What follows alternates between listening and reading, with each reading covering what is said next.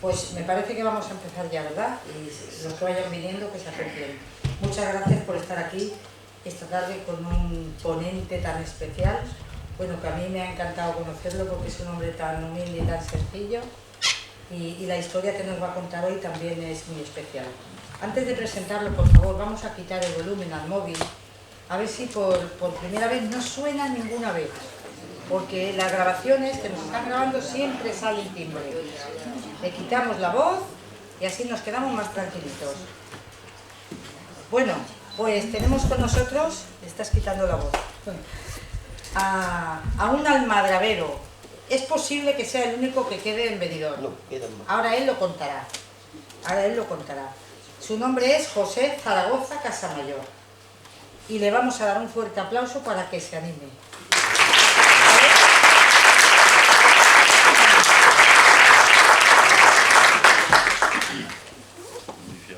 Vamos allá.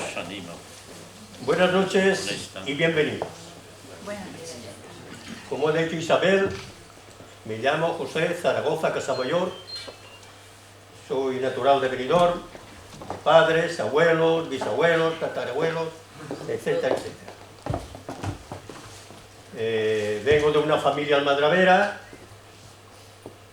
mi padre y mi hermano han sido capitanes y yo trabajé bastantes años desde niño. La primera vez que fui a la almadraba, recuerdo, tenía 16 años. Bien. Tratar de explicar qué es una almadraba a personas que no tienen ni la más ligera idea no es tarea fácil. Y menos si el que lo explica es tan menguado de palabra como soy yo. Pero bueno, yo confío en la inteligencia de ustedes, de ello estoy seguro, y trataré de hacer mi parlamento lo más fácil y lo más sencillo que pueda, sin entrar en tecnicismos. Y estoy seguro que cuando ustedes salgan de aquí y lean o oigan hablar algo sobre almadraba, seguro que ya tendrán unas nociones que antes carecían de ellas. Fenicios, romanos y árabes ya faenaban en el sur de la península hace muchísimos siglos, muchos. Bien, es verdad que aquellas almadrabas a las actuales, pues, vaya, cualquier parecido es pura coincidencia. De modo que 1000 años antes de la fundación de Cádiz, que se sitúa en el 1188 antes de Cristo, ya se pescaba el cerdo de mar, como lo denomina Ateneo, en las costas de Tarsis. Y 1000 años después de la fundación de Tarsis, las naves romanas salían de Cádiz cargadas con el preciado garum, con destino a todos los puntos del imperio. Bueno, luego la cosa viene ya de largo. La industria del atún le fue concedida a don Alonso Pérez de Guzmán el Bueno por el rey don Sancho IV el Bravo en 1294, entre otros privilegios. Posteriormente, 2 siglos después, Alfonso VI ratificó este privilegio,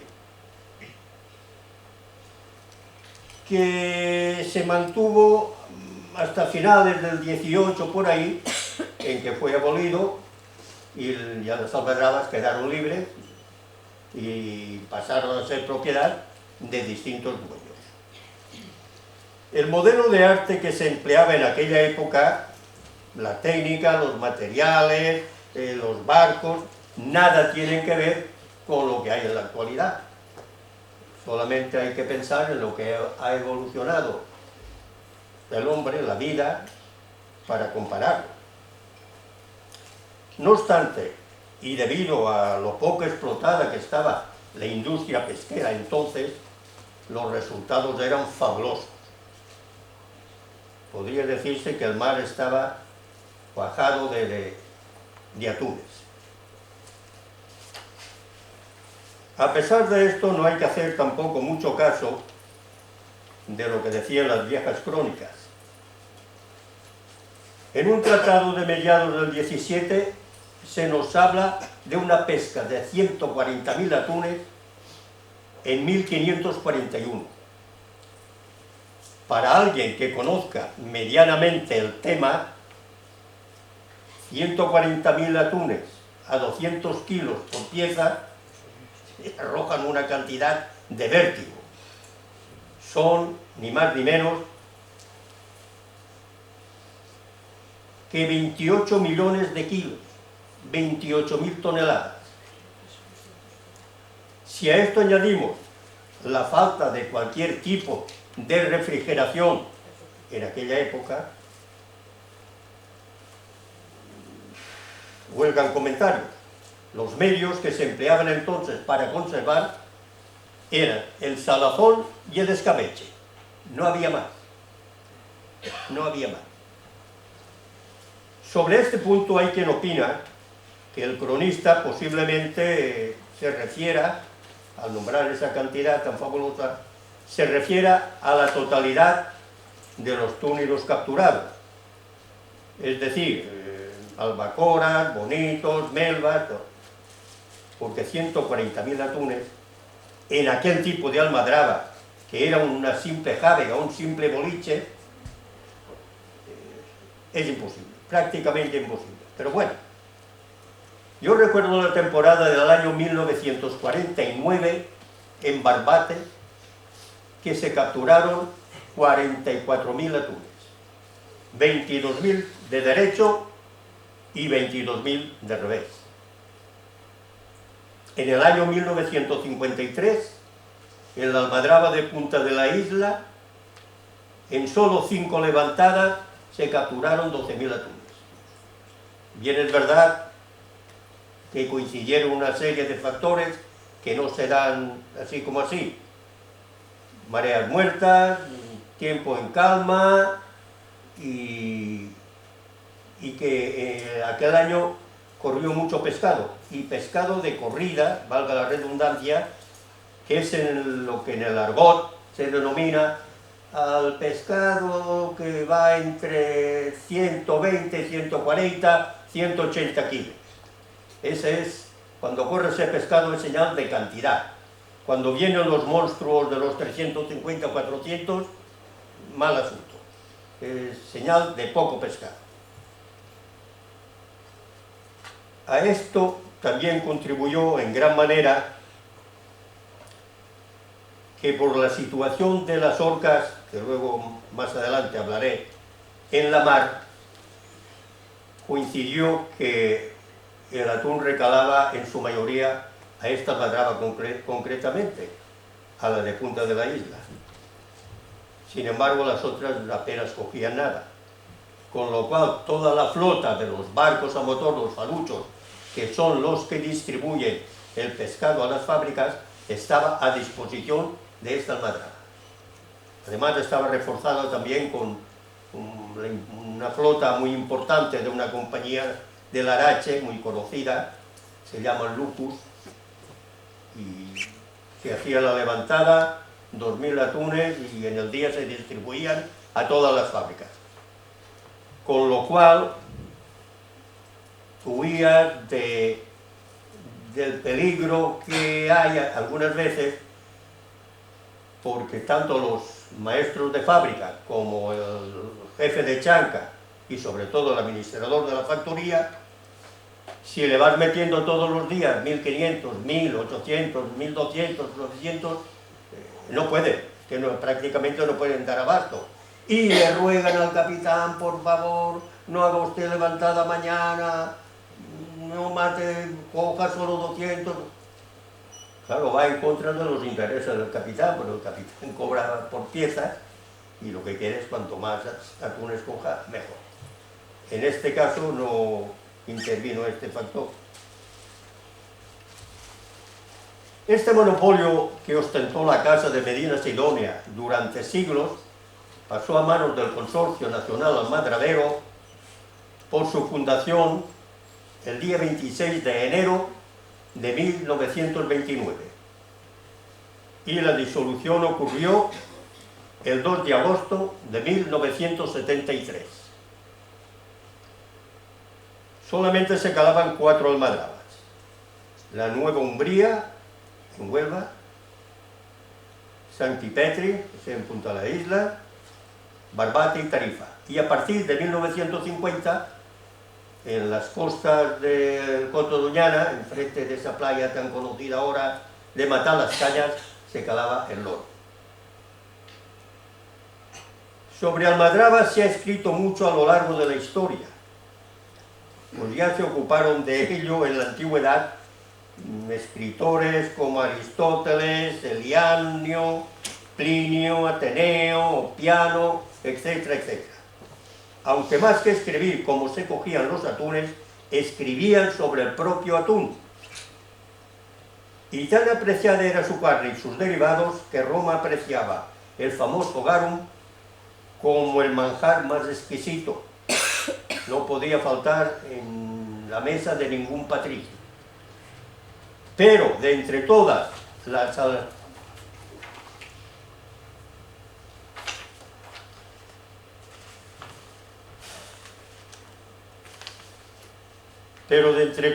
personas que han escrito sobre almadrabas y atunes, tal vez el más representativo sea el padre benedictino Martín Sarmiento, el cual en 1757 escribió un tratado sobre la transmigración de los atunes a petición del duque de Medina Sidonia, con el cual le unía una gran amistad. Este duque, don Pedro Alcántara Guzmán, le dio amplios poderes y le facilitó todo lo que necesitaba para que el benedictino escribiera este tratado. El nombre en la vida era Pedro José García y Balboa, y su madre se apellidaba curiosamente Balboa y Sarmiento de Gamboa, pero no tenía nada que ver con el célebre marino. Era simplemente una coincidencia de apellidos. Muchas de sus teorías, aunque arcaicas, siguen en la actualidad en vigor, y gran parte de lo escrito estuvo acertado, aunque no en todo. Por ejemplo, según él, los atunes venían tan gordos porque se alimentaban de una especie de bellotas que criaban unos árboles que crecían a la orilla del mar, en el Ponto y en Constantinopla. Una idea un tanto peregrina. Y también de unos cangrejos que viajan continuamente con ellos, que él denominaba patilao y que en las almadrabas se conoce como el pataleao. Lo primero es una fábula, lo segundo es cierto. Estos cangrejos existen y cuando migran los atunes vienen junto con ellos. Un cangrejito rojo pequeñito que se mantiene en la superficie del agua, moviendo las patitas, y eso es lo que se alimenta el atún. Es interesante señalar que, al igual que aconteció siglos después con Julio Verne, que documentaba sus novelas con nombres y citas concretas y exactas, incluso de ríos, montañas, incluso describía la flora y fauna de sus obras allí donde las ubicaba, y nunca salió de Francia. Julio Verne no abandonó nunca su país. El padre Sarmiento no salió nunca de su celda del convento de la calle San Martín de Madrid, donde ingresó en 1715.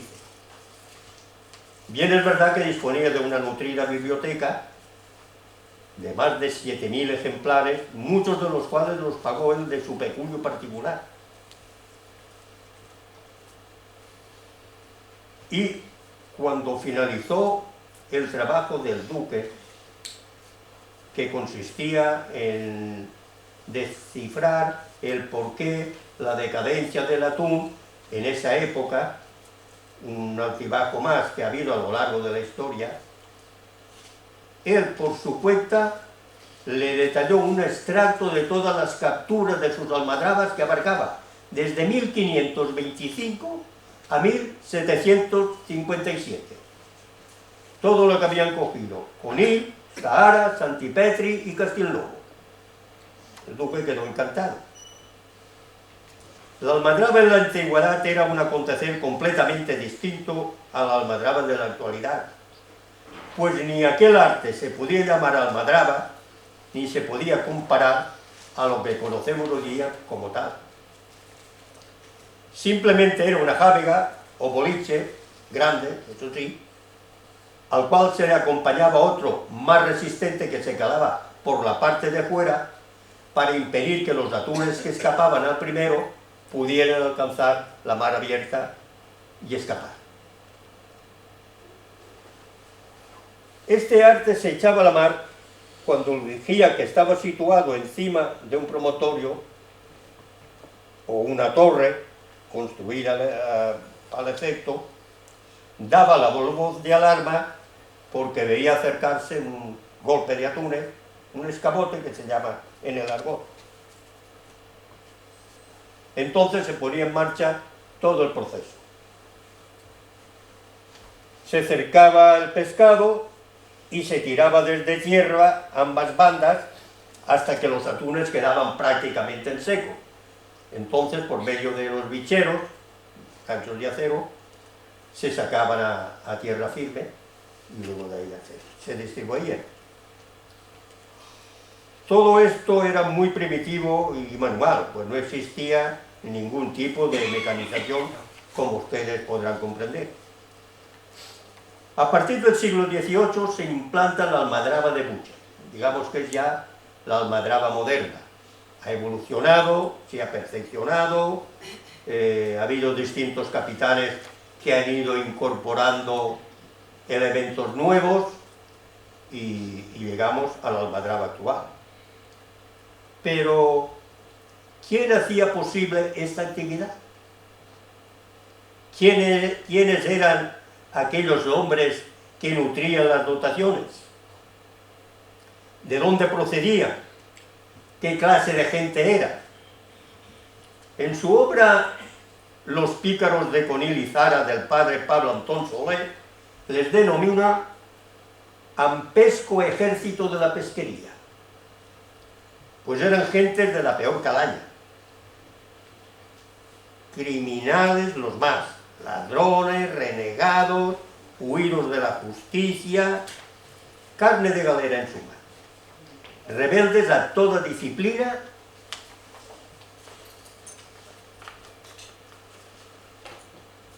a pesar de que eran tratados a punta de látigo y a golpe de tambor por los soldados y capitanes del duque. ¿De dónde provenían? Fundamentalmente de tres sitios: el Zocodover de Toledo, la Plaza Mayor de Madrid y el Arenal de Sevilla. Tres centros de acreditada mala fama, tres fábricas de hacer malhechores. Ya Cervantes, en la ilustre Fregona, refiriéndose a la almadraba de Zara, dice que es el finibusterrado de la picardía.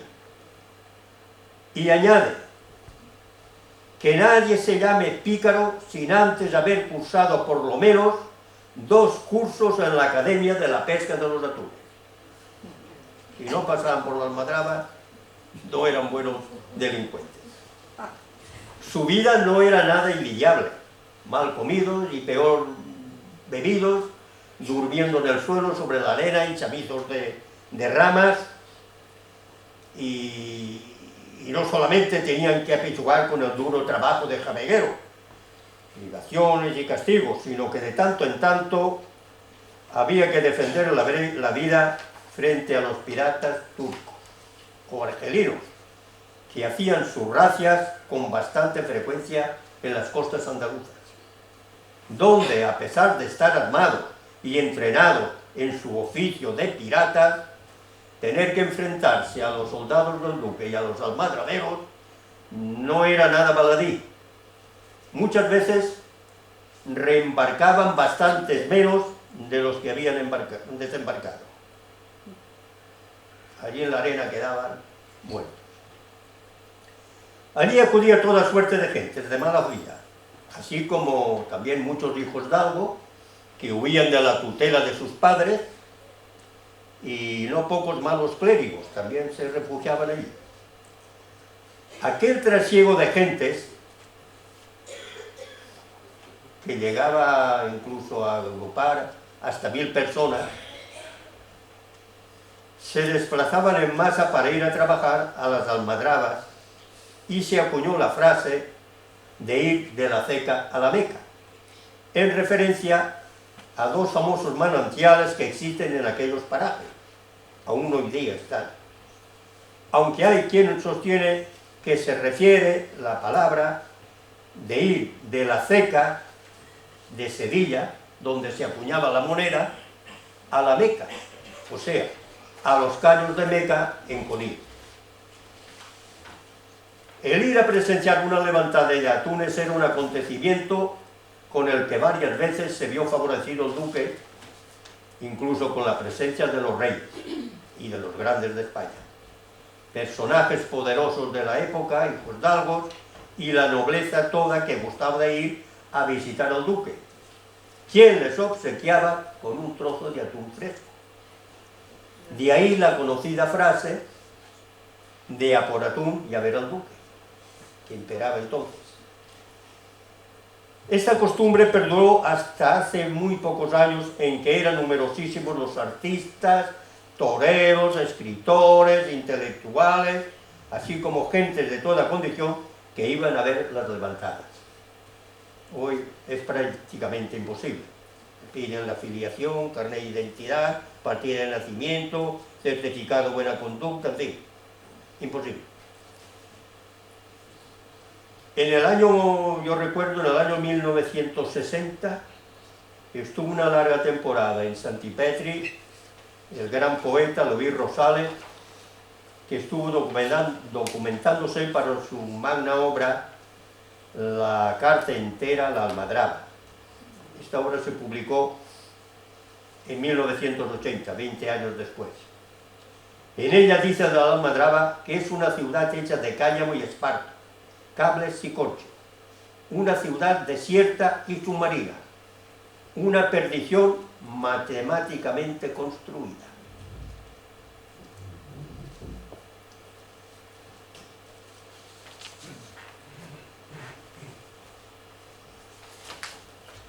Los arraeces de Benidorm, la palabra arraez proviene del árabe y quiere decir jefe, caudillo,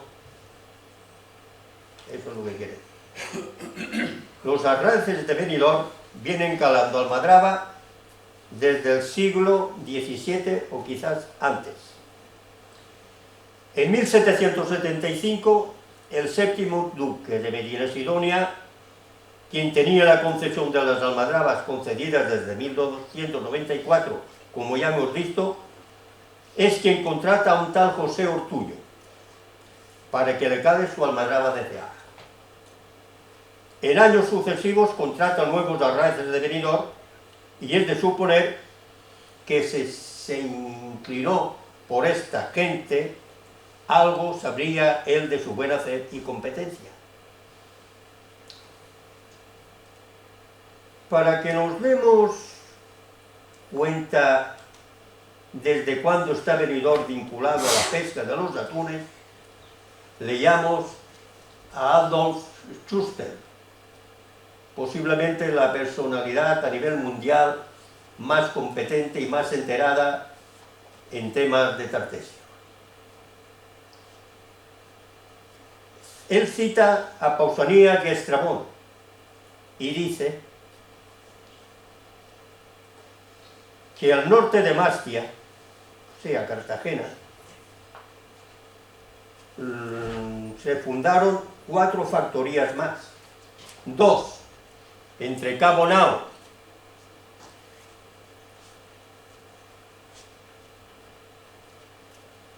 y Cabo de Palos.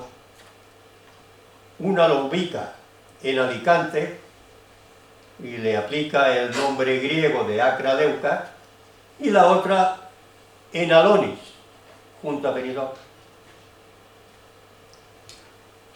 Más adelante añade que, habiéndose originado guerra por el apresamiento de unas naves pesqueras que se dedicaban a la pesca del atún, la guerra se refiere entre cartagineses y griegos. A raíz de esto se fundan 2 colonias más al norte, huyendo de la influencia de Meroscopeión, que es Denia, y se fundan bastante más al norte. Y creo que aproximadamente una es Emporión y la otra Roma, más o menos. Esas 4. Bien, esta fundación se data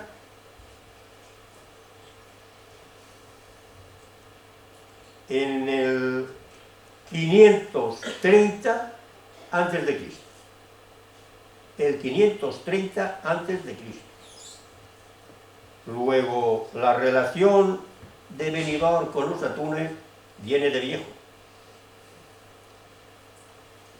Schuster no añade nada, solamente se remite a lo que han dicho Pausanias, tanto Pausanias como Estrabón, de cuyas fuentes bebe él.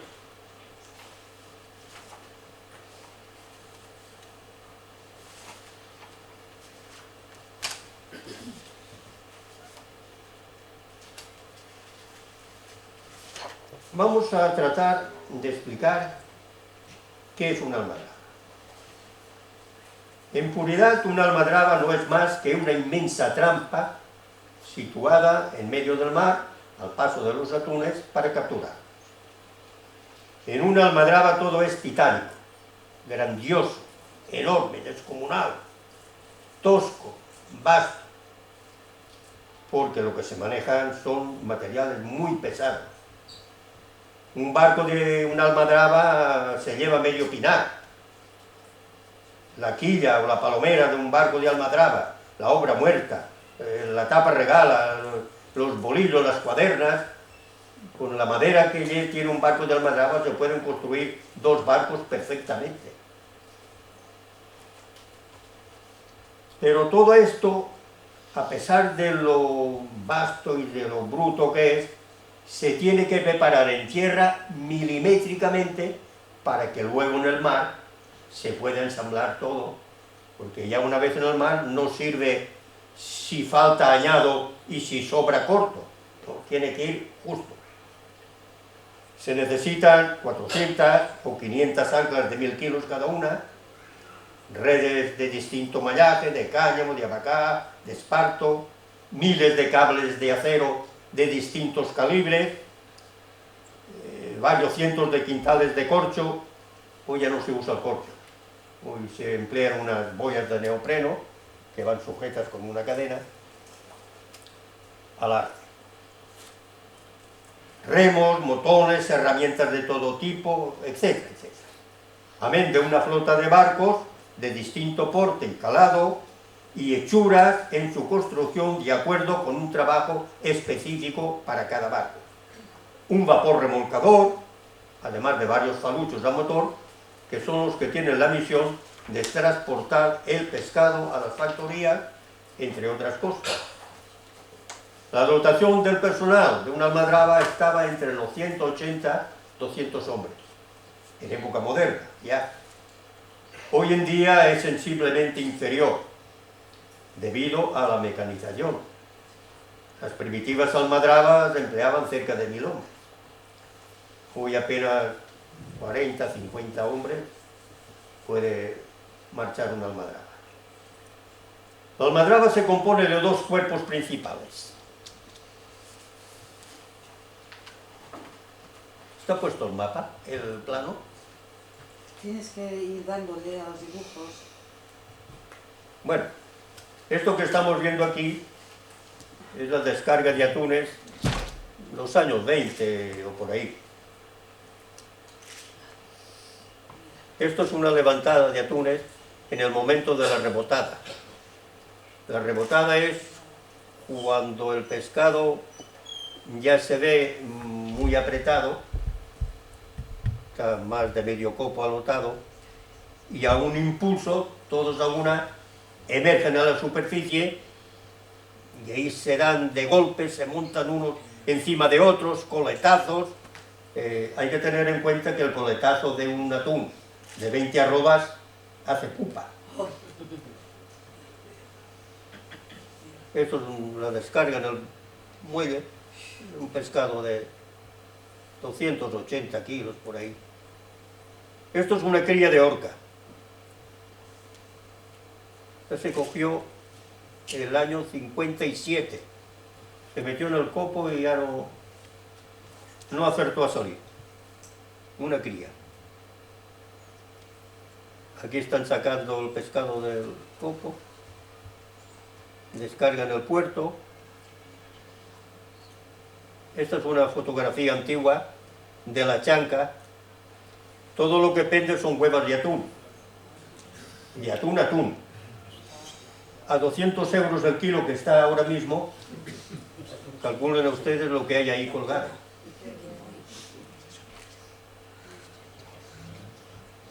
Aquí es dentro de la bodega de los barcos de canto.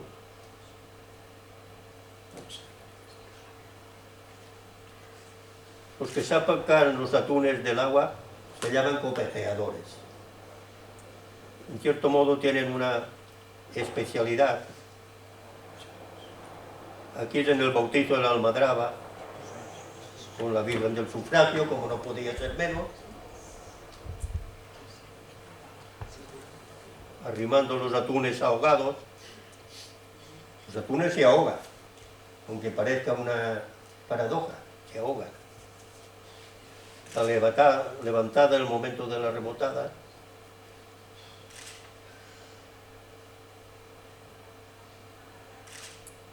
Aquí es dentro del agua.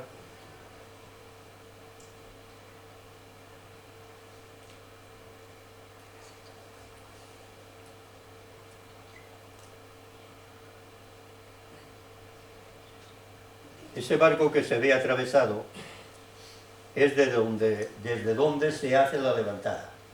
Se le llama el batel o la sacada. También algunos capitanes le llamaban la fragata, pero bueno, la sacada. Ese es mi hermano, este también es mi hermano, con una sardina que tiene ahí.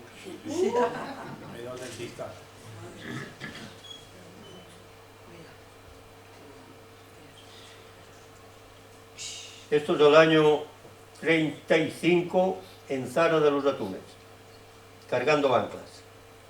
Ese trabajo, por ejemplo, que se necesitaban 25 o 30 hombres para transportar el ancla, hoy día con una Zenwick de un solo hombre va, mete el gato y la deposita en el sitio.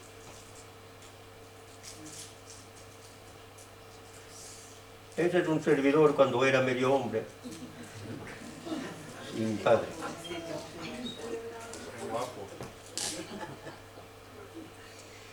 Estos son las distintas partes de que se compone un atún.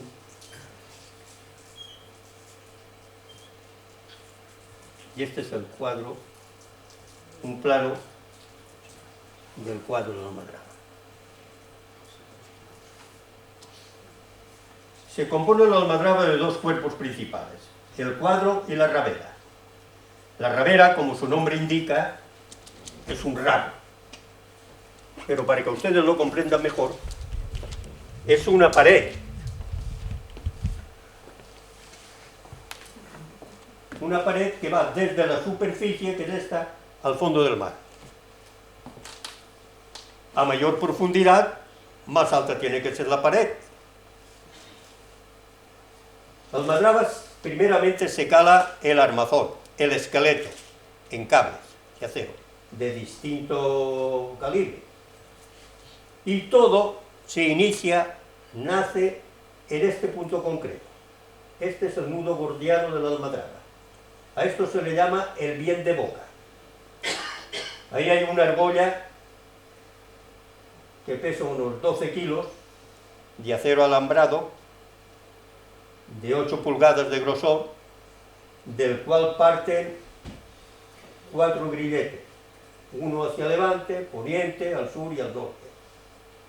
En conjunto, estos 4 grilletes y esa argolla pues pesan unos 30 kilos. La primera ancla que se cala en la mar nace de ahí. Se le denomina la onza. Tiene unas características especiales. Y tiene esa denominación porque antiguamente, cuando se calaba esa ancla, el dueño de la almadraba le regalaba al capitán una onza de oro. Y tomó esta denominación y se sostiene hasta la fecha. Se cala primeramente el cuadro, esto es la faja de tierra, porque la tierra la tenemos aquí, el mar está afuera, y esta es la faja de fuera. Estos tramos tienen 1000 metros, se denominan cuarteles, y a cada 36 metros parte un cable hacia levante y otro hacia poniente. 80 metros de una amarra de 2 pulgadas. Al extremo se cala un ancla aquí y un ancla ahí, con el objeto de que ni los temporales ni las mareas puedan mover esa pared, que tiene que estar recta y tirante completamente. Primeramente se cala un cuartel, como es normal, a continuación otro y así sucesivamente hasta que se llega a la costa. El extremo de esa pared, que se denomina el rabiche, se suele hacer firme o bien en un farallón, en una roca, en un peñasco, o si es una costa que está limpia, se confecciona un muerto que consiste en hacer un hoyo muy grande, enterrar allí un par de anclas y sobre ese muerto se hace firme el extremo de la almadraba, de la rabera. Hay más fotos. La almadraba se tiene que situar en un punto concreto de la mar, siempre en el mismo sitio, no se puede variar. Además, desde el primer momento en que se cala la primera ancla, hay que dar cuenta a la comandancia de marina y a partir de ese momento ya figura en todas las cartas de navegación del mundo. No se puede pasar por encima de la almadraba, ni se puede transitar ni navegar por los alrededores, ni delante ni detrás.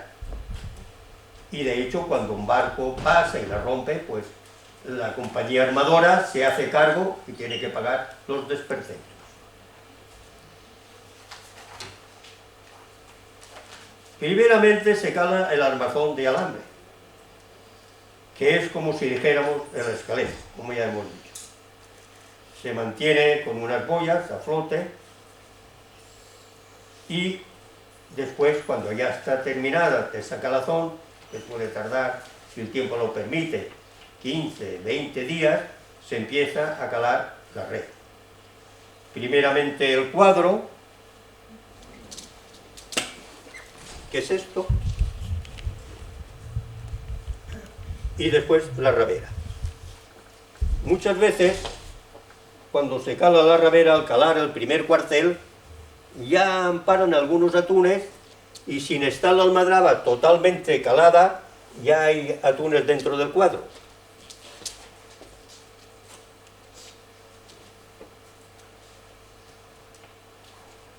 Hay más fotos. Tenemos la almadraba calada. entonces a esperar la llegada de los atunes que vienen de poniente hacia levante, de derecho, el pescado que se denomina de derecho, que es cuando viene el pescado gordo, pletórico, de fuerza, de empuje y de grasa. Los atunes han estado todo el año en los mares boreales comiendo y engordando. Llegada la primavera, la naturaleza les dice que deben de largarse de allí y buscar aguas cálidas para desovar, para criar. E inician la migración. Al principio tímidamente, con escabotes pequeños, grupos de 4 o 5 atunes, 10 o 12 o 20 o así. A medida que nos vamos adentrando en el mes de mayo, vienen con más cantidades y en junio más, el cenit, el fuerte de la migración viene a producirse normalmente a mitad de junio, por San Antonio, por ahí. Continúa todo el mes